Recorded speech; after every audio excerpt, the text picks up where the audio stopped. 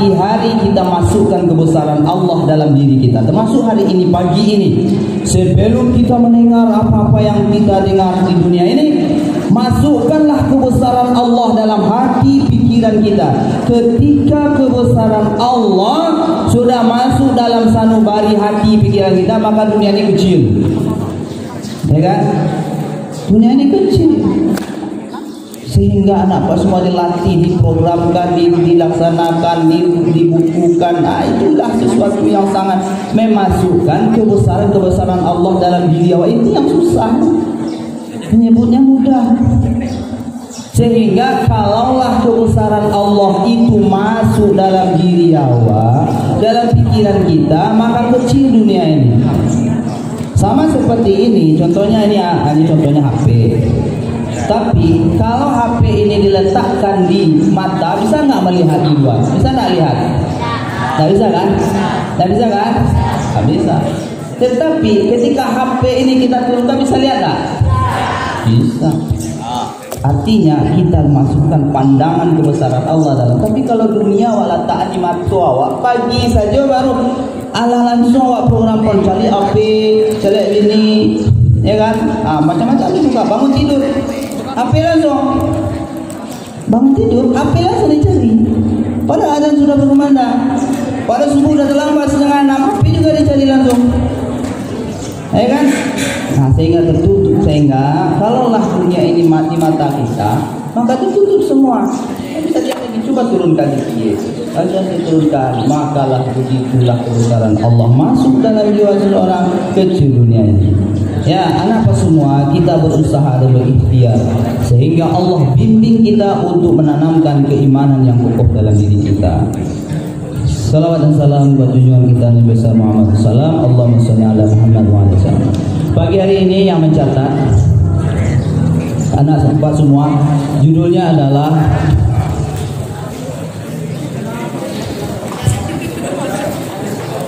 orang-orang yang dirindukan oleh surga. Orang-orang yang dirindukan oleh surga. Orang-orang yang dirindukan oleh surga. Nah, kita aja dulu. Yang penting biasanya orang ceramah ini pengalamannya di pesantren. Ketika mau dicatat dua saja tujuan anak-anak. Pertama tahu nama gurunya, tahu judulnya apa itu. Isinya tak apa-apa, mikir bisa. Nanti galak-galak. Ya kan, pesantren ceramah Ramadan dicatat tiap malam ustaz ceramah. Sehingga kita mengatur ini jadwal, dicari siapa ustaz, Alah, catat nama, catat judul, oke aman, kabur leh. Isinya, isinya soal nomor 2. Tak apa isi. Inilah dapat judul. Nak apa lah tahu kan? Ini yang kelas 8, barangkali inilah perdana kayaknya. Tadi kemarin apa tanya di kantor. Kelas 8 wirid Jumat itu apa tuh Pak? Emang kelas 8 belum ada mengikuti wirid Jumat ini kan? Hah? Mana kelas 8? Belum ada. Tahun kemarin kita kan dilanda oleh pandemi. Masa nggak tahu dia ini? Itu contohnya nih wirid Jumat. Takwiknya datang. Mana waktu Pak? Awak tak tahu wirid Jumat tak pernah ikut ya. Kelas 7 udah pasti ini baru perdana. Ya kan?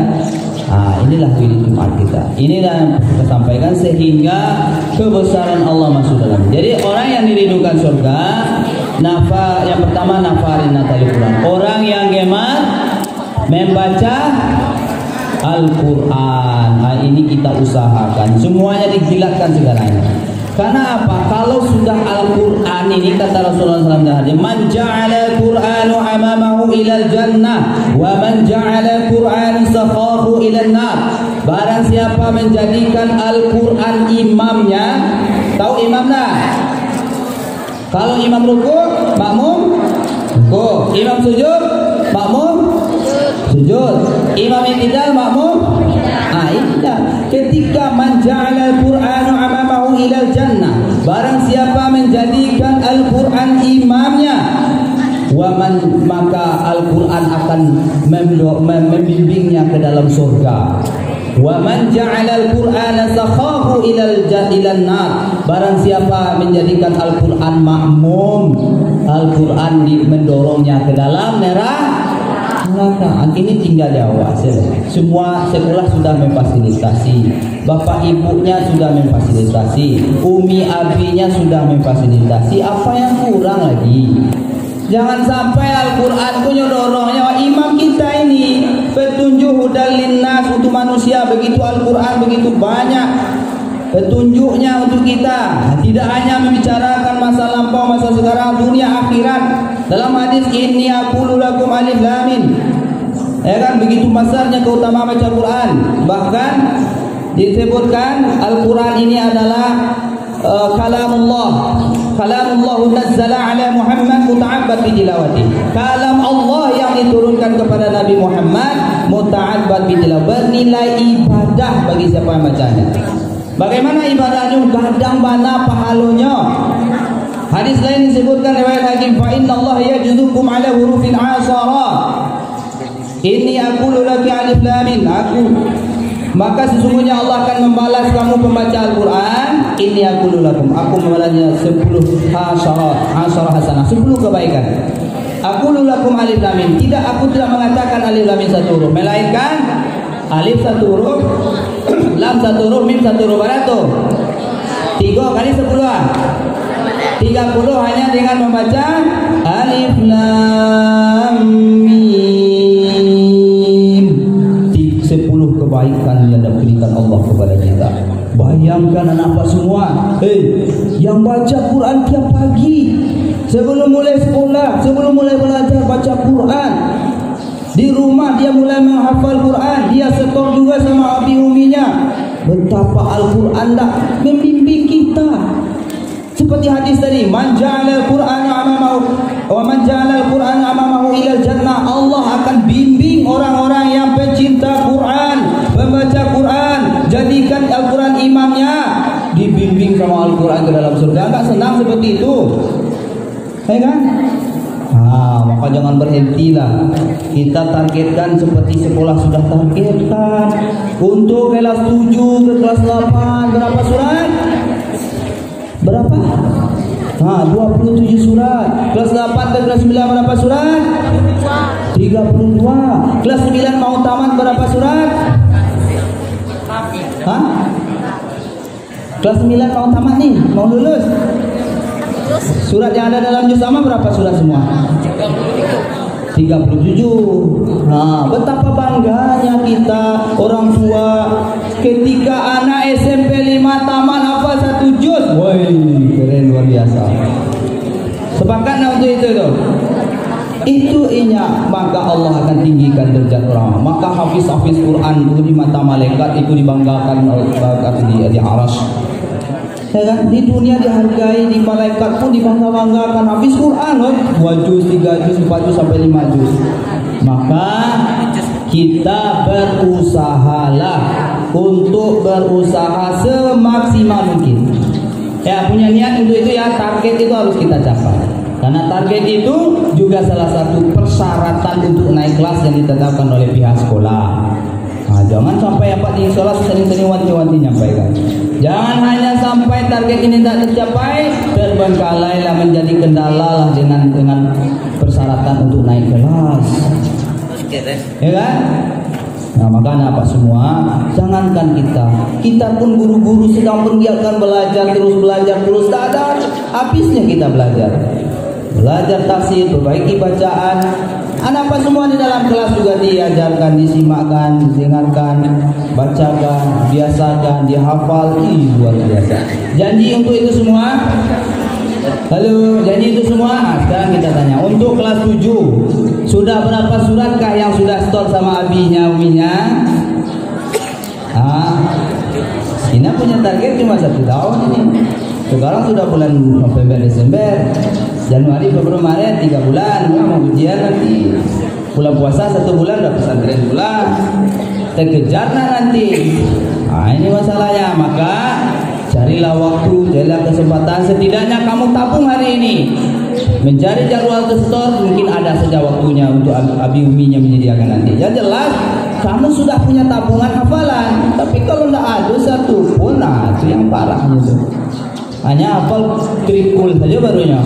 Ala masuk bulan November trikul juga baru. Masuk bulan Desember trikul ya. Kul wallahan, kul a'udzu birabbil falaq, kul a'udzu birabbin nas. Bila-bilanya ke sampai 27 surah itu. Ya kan? Berusahalah Bapak semua, karena inilah kebanggaan orang tua kamu nanti akan menyematkan mahkota di dalam surga. Betapa bangganya orang tua ketika anaknya tamat sekolah umum tapi hafal 1 juz. Luar biasa. Harapan kita untuk itu semua, sehingga kita betul-betul menjadikan manusia yang insan kamil dan sempurna. Apa semua itu yang pertama ya, yaitunya nafarina talil Quran. Orang yang gemar membaca Al-Quran, mana hobi gitu. Misalnya kalau nak seperti anak-anak pondok yang setiap hari kamar membawa Al-Quran, bahkan dari ingatan KWC pun pernah kita ketahuan, lupunya membawa tablik Al-Quran kecil kan, sehingga dalam mesin nggak boleh bawa Al-Quran kan begitu. Tapi setidaknya punya waktu dalam 1 hari membuka Al-Quran. Punya waktu untuk itu usahakan itu. Kalau nak kayak anak pondok lah setiap kamar bawa Al-Quran kecil itu, lima duduk di baca Quran, tapi setidaknya berusaha punya waktu dalam 1 hari harus membaca selembar Al-Quran setengah baris kali 5 baris. Ya, jangan sampai kita dicap oleh hadis Rasulullah SAW, rumah kita itu seperti kuburan. Apa kata Rasulullah? Orang yang di dalam rumah itu tak pernah baca Al-Quran seperti kuburan. Ini kalian masuk kuburan. Maka sebelum dimasuk orang ke dalam kubur baca Al-Quran. Berniat kita bersama-sama, termasuk apa yang menyampaikan, termasuk kita semua. Ya kan? Jangan sampai dicap oleh hadis Rasulullah seperti kuburan. Bagaimana kuburan? Dia ini semua luar biasa dan tidak menyenangkan. Tapi ketika orang baca Al-Quran, maka kuburan seperti raudatun dan taman-taman surga. Ya kan? Artinya begini, rumah seindah apapun dia, semegah apapun rumahnya, bertingkat rumahnya, tanpa taman indah tak rumah itu? Indah. Rumah kamu cantik nih, ya kan? Lantai 2 boleh kan? Interiornya luar biasa mewahnya, begitu dah. Tapi tidak ada taman, bawa aja rumahnya, tidak ada taman rumah itu dong, tidak indah. Jadi orang pembaca Quran adalah penghuni taman-taman surga. Cuma rumah awak biasa-biasa saja, tidak mewah-mewah mana rumah awak. Tapi ada tamannya, taman itu tentu ada bunganya macam-macam, ragamnya. Ada kolam ikannya kecil sedikit kan, ada pula tempat menyejukkan, menyenangkan itu. Rumah sederhana, tapi ada tamannya. Gimana perasaan kita itu? Senang dah. Itulah orang membaca Quran, penghuni taman-taman surga. Rumah mewah rancak tapi ada kuburan, ya Allah. Itu ucapkan peringatan Rasulullah, bukan apa yang buat. Ini kita tumbuhkan apa semua ya. Baik apa semua.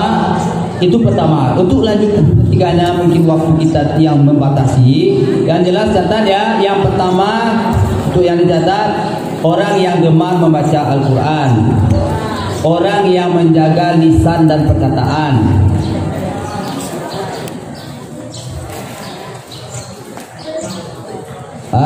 Orang yang ketiga, orang yang suka bersedekah.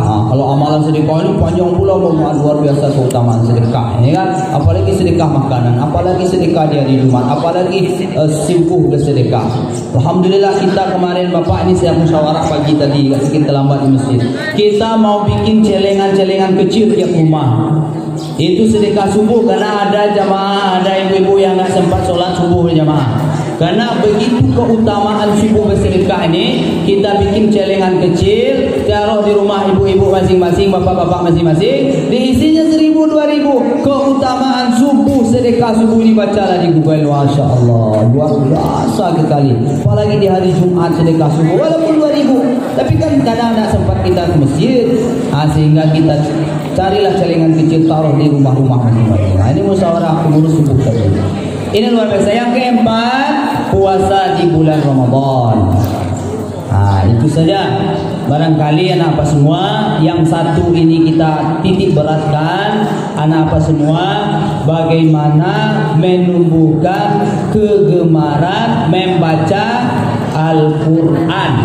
Dan sekolah sudah mentargetkan, tercapai dah, dibuktikan dengan buku agendanya yang sudah terisi.